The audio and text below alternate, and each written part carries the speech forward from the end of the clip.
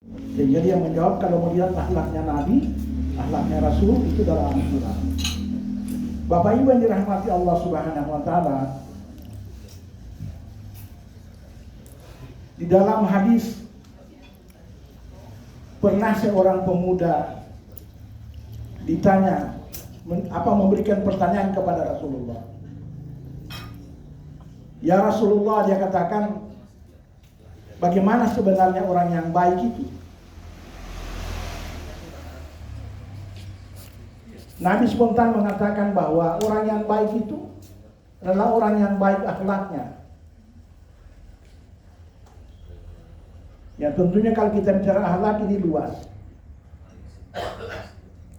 Bapak Ibu yang dirahmati Allah Subhanahu wa taala, Nabi mengatakan dalam hadis, "Man kana yu'minu billahi wal yaumil akhir falyakul khairan aw liyasmut." Barang siapa mau beriman kepada Allah dan hari kiamat, maka berkatalah yang baik setiap mengeluarkan kata-kata. Oleh karena itu dalam kehidupan kita, sesuatu yang kita sampaikan dengan orang perlu kita saring sebelum kita keluarkan kata-kata itu. Kita saring baik-baik apakah ini tidak menyakitkan, apakah tidak bikin membuat orang tersinggung. Kita harus saring sedapat mungkin kita saring, supaya orang bisa senang dengan kita juga. Kalau dia tidak mampu untuk melakukan kebaikan itu, berkata yang baik, maka lebih baik dia diam. Diam adalah termasuk orang yang sangat bijaksana untuk dia berkata-kata yang kurang sopan di hadapan orang lain. Bapak Ibu yang dirahmati Allah Subhanahu wa taala. Ya. Kemudian yang kedua kata Rasulullah, "Man kana yu'minu billahi wal yaumil akhir falyukrim jarahu." Barang siapa mau beriman kepada Allah Subhanahu wa taala, maka dia harus memuliakan tetangganya. Ya. Dalam kehidupan ini kadang persaingan dalam segi materi itu cukup ketat. Saya minta maaf, di kalangan ibu-ibu kadang terjadi. Hanya persoalan baju, biasanya sudah jadi persoalan di kalangan kita. Ya.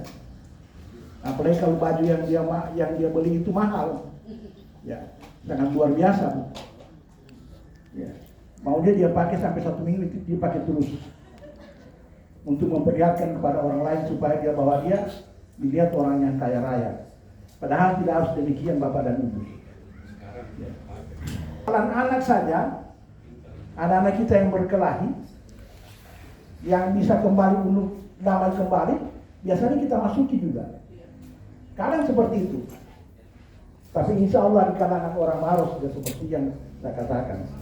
Itu terjadi di Facebook saja. Ya. Anak-anak komil. Bapak Ibu yang dirahmati Allah Subhanahu wa taala. Yang saya sampaikan itu masalah ekonomi ini, bersainglah yang lebih sehat. Ya. Bapak dan Ibu yang dirahmati Allah Subhanahu wa taala. Kemudian yang ketiga, ya. Man kana yu'minu billahi wal yaumil akhir falyukrim dhaifahu, kata Rasulullah. Barang siapa yang mau beriman kepada Allah, maka dia harus memuliakan tamu. Alhamdulillah kita lihat saat ini keluarga Pak Idam Khalid memuliakan tamunya pada hari ini. Sangat luar biasa. Ya. Ada biasa tamu yang tidak diundang juga datang kadang-kala. Nah, itu bahaya nantinya. Ya. Mudah-mudahan di tingkat yang kita tidak pernah terjadi hal semacam itu. Bapak Ibu yang dirahmati Allah Subhanahu wa taala, satu kisah yang pernah terjadi, seorang sahabat, seorang bapak yang dia lakukan setiap hari apa? Dia bawa tamu di rumahnya. Sementara istrinya ngomel terus. Ini bapak dia bilang tidak tahu diri. Kenapa bawa tamu terus? Saya setengah mati masak. Hampir habis apa yang ada di dapur. Hanya dia bawa tamu tiap hari. Si istri mengadu kepada Rasulullah. Dia mengadu pergi kepada Rasulullah, mengadu bahwa suamiku itu kelainan, dia katakan. Rasulullah katakan, kelainannya bagaimana ibu? Dia bawa tamu tiap hari, saya yang sulit untuk memasak mengadakan sesuatu. Sementara dia enak-enak tamu bercerita di rumah, di ruang tamu. Rasulullah tidak memberikan alternatif atau jalan keluar. Dia hanya suruh pulang, silakan kau pulang sekarang. Pulang di rumah untuk menghadap suamimu. Nah, setelah itu kembali, suaminya datang lagi sama Rasulullah. Dia tanyakan, bagaimana istriku datang ya Rasul? Dia datang mengadu. Bagaimana dengan sikap tingkah lakumu? Nah, jadi apa yang terjadi? Rasulullah katakan, sampaikan sama istrimu, saya akan datang di rumahnya kamu untuk bertamu. Nah, ini Rasulullah ini membuktikan bagaimana kalau kita menjamu tamu itu. Bapak Ibu yang dirahmati Allah Subhanahu wa taala, setelah disampaikan oleh suami kepada istrinya, dia katakan, Rasulullah akan datang di rumah kita. Bagaimana kamu? Tentunya kita siapkan apa konsumsi yang bisa dimakan. Bergegaslah istrinya untuk menyiapkan segala sesuatu untuk dimakan Rasulullah bersama dengan keluarga. Kemudian beberapa besoknya itu dia datang, Rasulullah datang ke rumahnya keluarga itu. Diajak sudah makan bersama dengan keluarga si sahabat tadi. Setelah makan, selesai makan, apa kata Nabi? Kata Rasulullah, kasih tahu istrimu saya mau pulang. Tetapi yang ketentuan ikut dia dari belakang saya. Itu kata Rasulullah SAW kepada suaminya. Maka suaminya menyampaikan kepada istrinya. Jadi bilang, Rasulullah kamu ikut dari belakangnya Nabi. Diikutilah apa yang dikatakan oleh suaminya tadi yang disampaikan oleh Nabi SAW. Ketika Rasulullah minta pamit, perempuan itu apa istrinya tadi ikut dari belakang. Begitu turun dari tangga rumah, keluar dari rumah, istrinya berada di belakangnya Nabi, kira-kira jaraknya 3 meter. Istrinya sahabat itu berteriak, ya Rasul, hati-hati, dia bilang. Rasulullah hanya menoleh sedikit, kemudian berjalan lagi. Dia berteriak lagi, ya Rasul, hati-hati di belakang. Ada barang apa? Binatang-binatang yang bisa menyiksa, bisa menggigit. Ada binatang-binatang yang menyakitkan nanti di belakangnya Nabi. Ketiga kali dia berteriak, Rasulullah mengatakan, wahai istrinya sahabat, sesungguhnya begitulah kalau kita selalu menjamu tamu yang baik, ikhlas karena Allah, maka semua barang-barang yang jahat yang bisa menyakitkan keluarga akan bersama keluar dengan tamu itu. Itu. Hanya pandangan mata yang dia lihat, yang dia lihat langsung secara. Tapi sesungguhnya itu tidak ada. Cuma Rasulullah ingin membuktikan bahwa begitulah kalau kita menjamu tamu dengan ikhlas. Bapak dan Ibu yang dirahmati Allah Subhanahu wa taala, itu satu hikmah kalau kita selalu kalau ada tamu jangan kita remehkan. Sekalipun hanya air putih yang kita berikan, tapi kita ikhlas memberikan. Apalagi kalau kita memberikan makanan yang sangat enak untuk dia. Bapak Ibu yang dirahmati Allah Subhanahu wa taala, ini dalam kita berumah tangga, dalam kita hal bertetangga, perlu kita jalankan dalam kehidupan kita sehari agar supaya silaturahim kita akan terjaga. Nah, kemudian yang berikutnya saya sampaikan bahwa untuk selalu ada silaturahim dengan orang lain, maka jangan putuskan yang namanya sedekah. Sama siapa saja. Sesungguhnya sedekah itu bisa memberikan kita menjadi orang yang umur panjang, berkah dalam kehidupan. Ya. Sesungguhnya harta yang kita miliki, ada orang lain mengatakan bahwa harta itu tidak akan dibawa mati. Tidak mungkin tidak bisa dibawa mati. Kalau menurut saya bisa. Asal jangan kita bawa sendiri, Bapak dan Ibu. Iya, kita titip kan? Kita titip sama anak yatim, kita titip di taman-taman pengajian. Suruh mereka yang bawa. Ya, mereka yang bawa. Jangan kita bawa sendiri. Kalau kita bawa sendiri kan tidak bisa. Kita tidak bisa bawa sendiri. Kita harus titip sama mereka. Ya, namanya bersedekah. Bapak dan Ibu yang dirahmati Allah Subhanahu wa taala. Satu kisah saya sampaikan dalam hal masalah bersedekah. Nabi Allah Musa alaihissalam pernah didatangi oleh sepasang suami istri, meminta supaya didoakan kepada Allah mereka akan menjadi orang yang kaya. Ya. Nabi Musa tidak menolak, dia menghadap Allah. Saya sampaikan kepada Allah dulu, apakah diterima atau tidak, itu nanti Allah yang akan menentukan. Ternyata begitu Nabi Musa alaihissalam berhadapan dengan Allah Subhanahu wa taala, dia meminta, wahai Allah, ada orang yang meminta untuk menjadikan kaya. Bagaimana ya Allah? Saya sudah sampaikan dan saya akan sampaikan dengan engkau ya Allah. Tapi Allah mengatakan apa?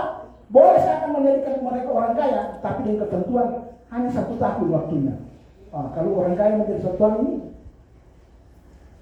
dia bilang, orang suami istri ini mengatakan, boleh tidak masalah kalau memang itu diberikan oleh Allah SWT kepada kita, asal kita bisa nikmati kekayaan itu. Ya.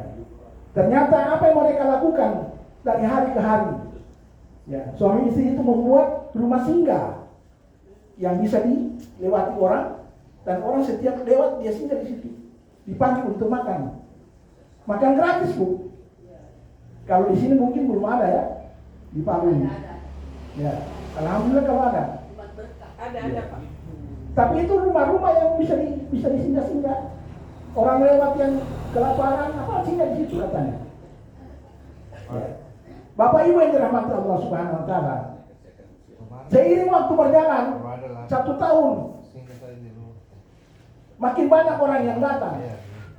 Dan mereka punya kekayaan bertambah terus. Nabi Musa alaihissalam merasa heran, sudah lewat 1 tahun ini, tidak miskin-miskin lagi, kaya terus.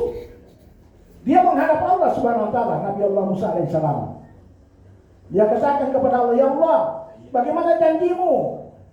Engkau bilang 1 tahun saja waktunya. Ya. Ternyata sudah lewat dari 1 tahun mereka tetap menjadi orang kaya. Apa kata Allah kepada Nabi Musa? Wahai Musa, sesungguhnya mereka membuka beberapa pintu yang mereka buka, bukan hanya 1 pintu, tapi sementara berikan mereka 1 pintu saja. Tapi mereka beberapa pintu yang mereka buka. Dalam artian, pintu-pintu rezeki yang mereka buka cukup banyak. Jadi saya tidak mungkin akan menutupi kembali, karena mereka tetap berusaha untuk memberikan sedekah kepada orang lain. Bapak dan Ibu yang dirahmati Allah Subhanahu wa taala, yakin dan percaya apa yang kita pernah berikan dengan ikhlas kepada orang lain akan ada hasilnya untuk kita terima, baik di dunia maupun di akhirat insyaallah. Bapak Ibu yang dirahmati Allah Subhanahu wa taala, begitu juga kalau umur panjang. Apakah umur itu tidak bisa digeser? Boleh. Dan sedekah juga. Nah, tidak sedikit orang yang sudah berada dalam alam barzah meminta kembali di dunia untuk bisa hidup kembali dan beramal kembali. Tapi sudah terlambat kalau sudah dalam alam barzah. Kenapa mereka minta? Karena mereka dalam alam barzah diperlihatkan bagaimana pahala yang mereka dapat, yang seharusnya mereka dapatkan. Pahala sedekah itu. Ya. Bisa digeser umur. Cuma kita tidak tahu Allah itu akan menggeser umur kita, akan membukanya. Nabi Allah Ibrahim alaihissalam pernah didatangi oleh seorang pemuda. Dia katakan, wahai Nabi Allah, saya akan kawin beberapa hari kemudian ke depan. Nabi Ibrahim boleh. Dan saya bersyukur kalau ingin kawin kamu, untuk menghindari yang namanya maksiat. Maka setelah itu si pemuda tadi pergi dari rumah Ibrahim, datang malaikat Israel memberitahu, wahai Ibrahim, pemuda tadi itu dalam rangka apa datang denganmu? Dia bilang, saya menerima dia, memberikan informasi kepada aku bahwa dia akan kawin beberapa hari. Kasih tahu orangnya bahwa dia akan beberapa hari kemudian akan meninggal, dia akan dicabut nyawanya. Bagaimana caranya? Sedangkan dia mau kawin, jangan dulu. Dia bilang, tidak, ini perintah Allah saja yang bisa tunda.